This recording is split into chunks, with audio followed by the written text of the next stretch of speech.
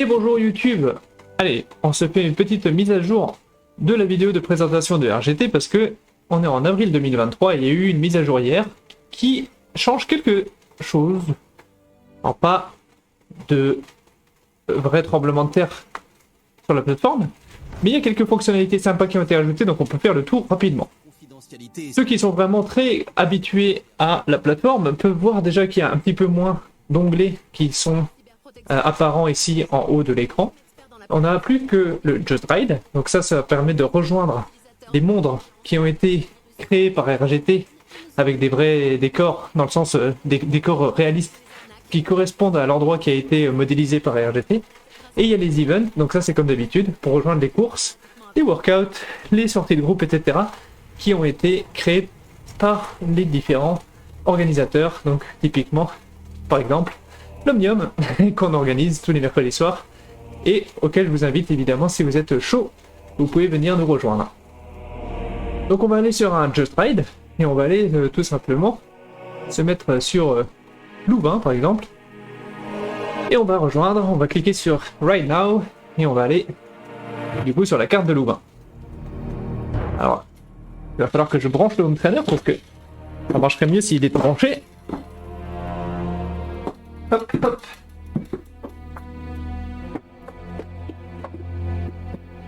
Donc une fois que la carte est chargée,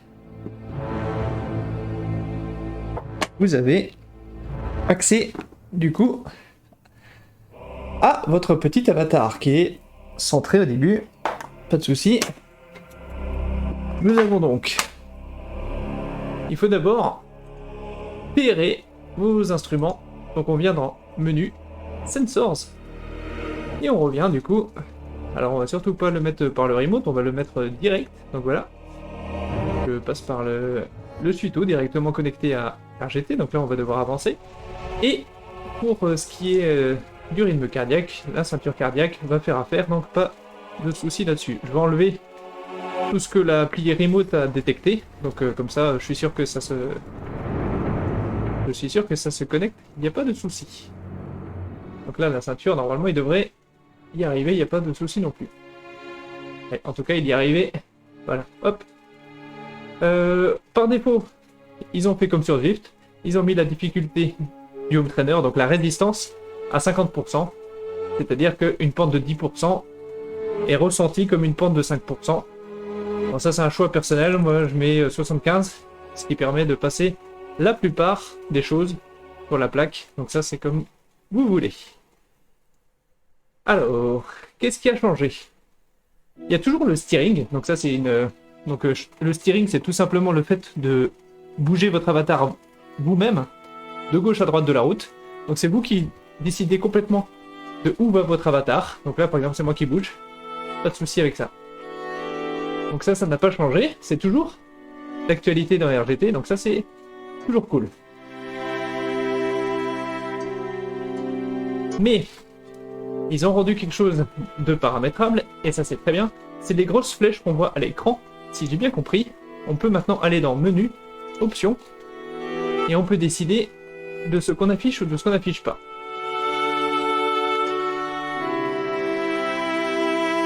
Donc le steering UI, je peux, donc c'est ça le UI, c'est juste l'affichage à l'écran, je peux le désactiver. Ce qui fait que du coup, je vais toujours pouvoir utiliser le steering, mais je vais pas avoir l'aide, on va dire, avec les flèches qui me disent va à gauche, va à droite, etc. Donc ça c'est cool. Tout le reste m'intéresse. Donc par défaut, j'ai l'impression que tout le reste, j'ai envie de le garder.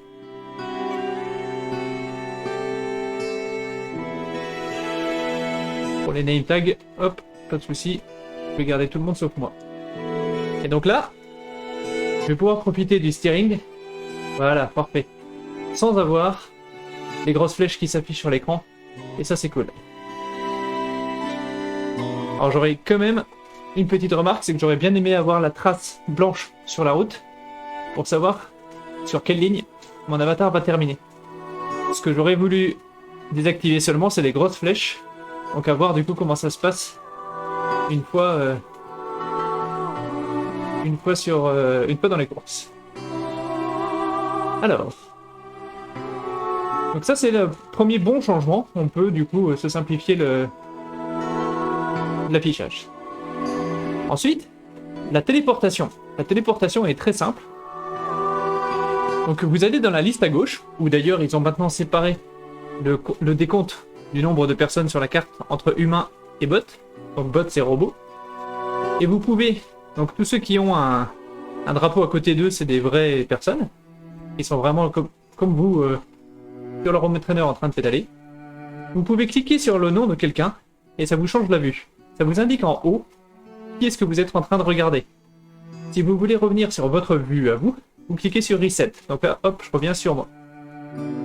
Si vous voulez, au contraire, vous téléporter sur la personne, pas de souci, c'est ça que fait le bouton à droite.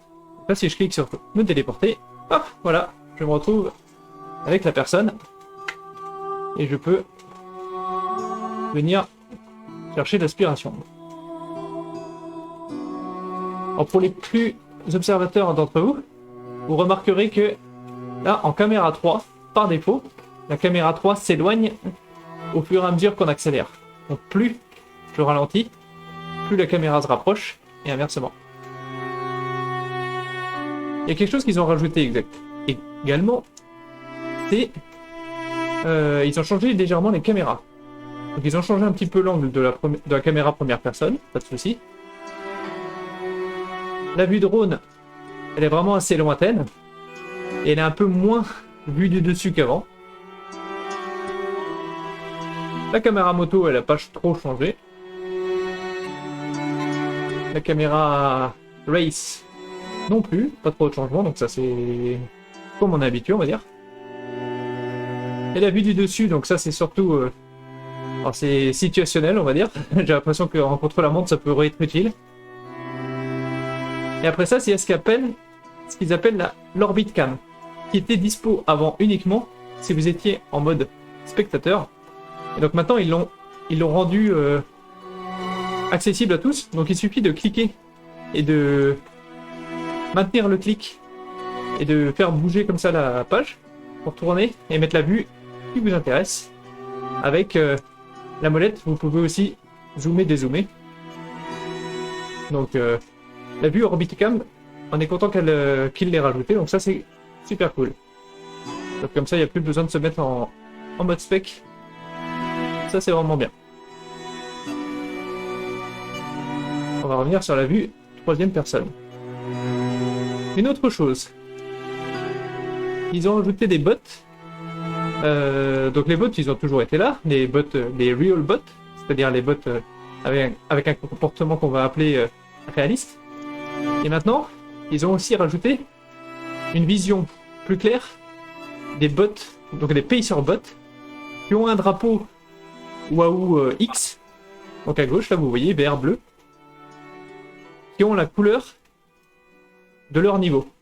Donc là par exemple, je peux venir me téléporter, si je veux profiter d'une sortie à watt kilo constant, comme sur Zwift, hein, sur tous ceux qui font des entraînements sur Zwift, c'est souvent comme ça que ça se passe. Vous pouvez du coup venir vous téléporter sur le pacer bot qui vous arrange et venir faire votre sortie comme ça, tranquillement, au niveau qui vous intéresse. Donc si moi je préfère le pacer bot à 3,2 watts par kilo, hop, je le sélectionne lui dans la liste, je me téléporte, et c'est plutôt avec lui que je vais faire ma sortie. Donc ça c'est bien parce que ça va créer des petits groupes sur les différentes cartes. Et donc ils ont un effet, un espèce d'effet au-dessus d'eux qui indique que c'est des pacer bots et qui invite du coup à rejoindre ce petit groupe et à venir rouler avec eux.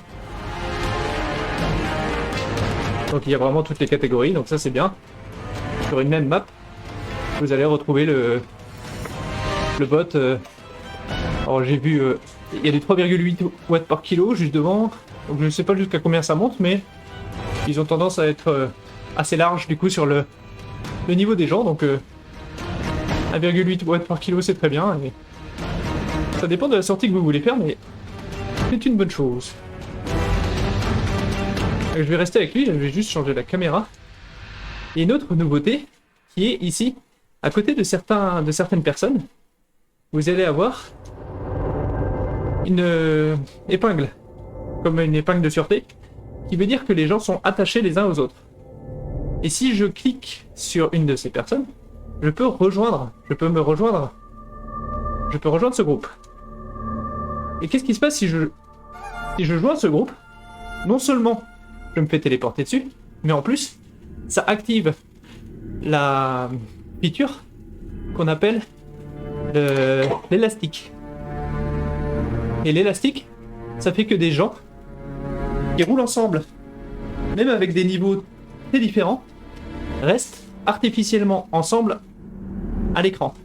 Le groupe qui se maintient ensemble avance à la vitesse moyenne du groupe.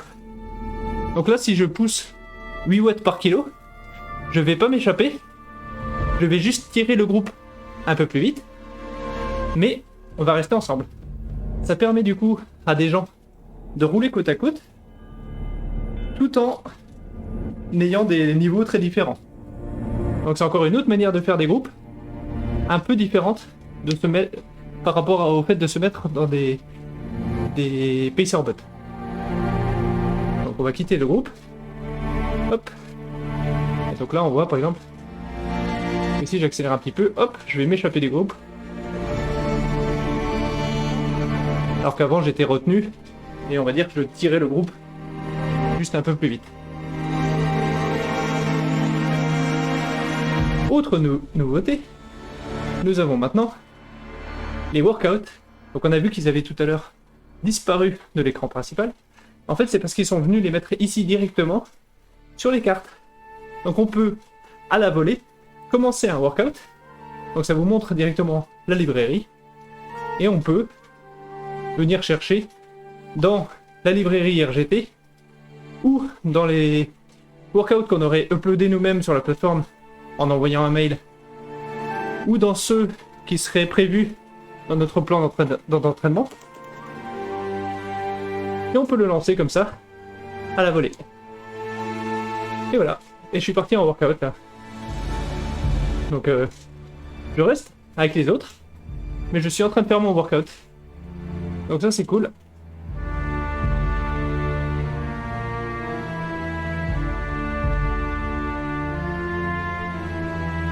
Donc je pense que par défaut, si je dis pas de bêtises, ça doit même, voilà, directement mettre le mode ERG. Donc voilà, je suis vraiment en mode workout.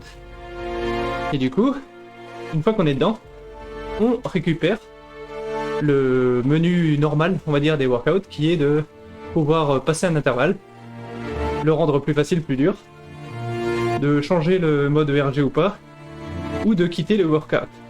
Donc là, c'est ce qu'on va faire. Et quand on quitte le workout, on est remis sur la carte, ça ne nous quitte pas la carte. Donc c'est pas mal parce que du coup, au lieu de se créer un event sur sa propre carte à l'extérieur, ça va faire qu'on va retrouver des gens qui roulent librement, des gens qui roulent en groupe, des gens qui font leur workout, etc. sur le même monde. Et donc ça c'est cool parce que du coup, on va enfin voir un peu plus de gens sur les cartes. Donc là par exemple c'est la deuxième carte gratuite, alors deuxième page, donc il y a un peu moins de monde, mais il y a quand même un peu de monde dessus, donc ça c'est cool. On est déjà fin avril, donc il y a pas mal de gens qui roulent dehors. Parce qu'avant sur RGT, quand on faisait son workout, souvent on avait la tentation d'aller se mettre ailleurs sur un serveur, et le fait de l'avoir mis ici du coup directement dans le menu sur une carte, fait que du coup les gens vont venir aussi sur les cartes au milieu des autres. Donc ça c'est cool. Ça pour le coup c'est très proche de ce que fait Zwift, histoire de montrer que les gens sont là. Parce que si t'as 10 000 personnes et que t'as la moitié d'entre eux qui sont chacun sur leur serveur individuellement, bah déjà c'est très coûteux pour RGT, et en plus tout le monde a l'impression d'être tout seul, alors qu'en fait t'as quand même du monde. Alors il y a deux autres petites choses. La première chose, c'est que on a aussi la touche S. Alors il faut le savoir, hein, mais la touche S fait que... Alors ça s'appelle peut-être pas S en français, c'est ça? C'est ça que tu es en train de me dire? En tout cas sur l'appli Remote, j'ai Ah oui, alors c'est peut-être écrit sur le name tag, mais alors si c'est fait ça, s'ils ont fait ça, c'est pas très malin. Laissez-moi voir ça. Est-ce que c'est écrit sur le name tag quand je change? Non. En gros, ils ont changé ce que je voudrais montrer. Ah oui, non, c'est peut-être sur lui. Ah ouais, mais alors... Voilà, ok, ça doit être là. Donc... Hop. Voilà, c'est ça. Du coup, si j'affiche lui, donc le graphisme, on va dire, qui aide, qui fait l'assistance au steering, on voit qu'il y avait une information au-dessus, là. Donc là, je vais changer de voix exprès pour que ça s'affiche. Ah ben non, forcément, ça va pas s'afficher. On voit qu'au-dessus... Ah oui, c'est quand je change au clavier. Ah, beaucoup mieux. Ok, du coup, quand je tire pas au clavier, ça ne m'affiche plus les grosses flèches. Et ben voilà. Et ben ça, c'est beau. Ça, c'est fantastique. C'est ça qu'on veut. Ok, bah c'est ça que je voulais. Donc ça, donc on l'a. Ok. Donc si je bouge au clavier, il y a des grosses flèches qui apparaissent à l'écran. Mais si je change avec le téléphone en le bougeant, il n'y a plus les grosses flèches. Donc ça, c'est cool. C'est beaucoup plus propre. Et pareil, si j'utilise les flèches sur le téléphone, ça m'affiche pas les grosses flèches à l'écran. Donc ça, c'est top. Cool. Et on voit au-dessus que... Alors il faut le faire au clavier pour que ça s'affiche parce que c'est une touche du clavier. Avec la touche S, on peut changer le mode d'évitement des autres. Qui est du coup que... Quand vous arrivez derrière quelqu'un, on va se mettre là, hop, je vais me téléporter sur lui. Voilà. Donc vous arrivez derrière quelqu'un et vous poussez. On va faire ça. Je vais me mettre en vue première personne, comme ça va être fun. Hop.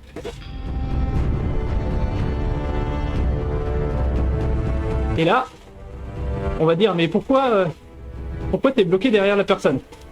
Alors déjà, en haut à gauche, les watts vont s'allumer en rouge, et je dépasse pas. L'évitement est un tout petit peu séparé du steering. L'évitement a 3 modes maintenant. Le mode off, donc là je suis en off, c'est-à-dire que je vais jamais dépasser, je vais rester sur ma ligne. Il y a le mode automatique. Alors le mode automatique, c'est si je ne bouge pas pendant 30 secondes, alors je vais passer en mode auto-évitement. Et le troisième mode, c'est tout le temps activé. Et du coup, tout le temps activé, si ça veut bien se déclencher, bah voilà. Ah oui, mais c'est parce que je suis trop lent, une pouliasse. Du coup, si je pousse plus fort, je commence à dépasser la personne devant. Ah oui. Alors, la malédiction de la démo. Est-ce que c'est parce que qu'ils sont attachés les uns aux autres que je me fais avoir comme ça? Lets you fast forward to your favorite tracks and discover songs you Je vais me mettre hors de ce petit groupe. Give it a go today. There's a free track. Je cherche quelqu'un qui n'avance pas trop vite. See conditions on deezer.com. Parfait. Donc je vais me téléporter sur ce monsieur. Le monsieur en rouge. Je vais me mettre derrière en ayant l'auto-évitement activé. Et je devrais être automatiquement chassé de ma ligne. Et c'est parti. Donc là, on se retrouve derrière lui. Et c'est pas folichon. Ok, donc ça, un truc que j'ai pas dû comprendre.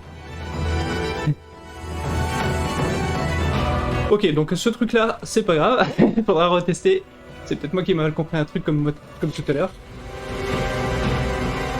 Mais ils ont implémenté les 3 modes. Soi-disant. Et la dernière chose que je trouve importante, c'est que le profil en haut à droite, ils l'ont enfin corrigé. On voit enfin les bonnes couleurs sur le profil en haut.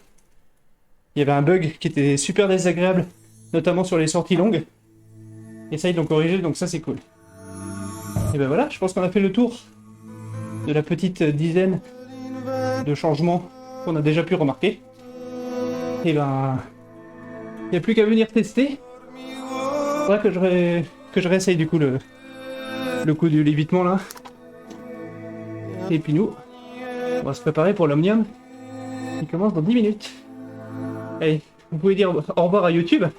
On va rester nous sur Twitch. Et les gens qui voient ça sur YouTube, n'hésitez pas à passer sur Twitch.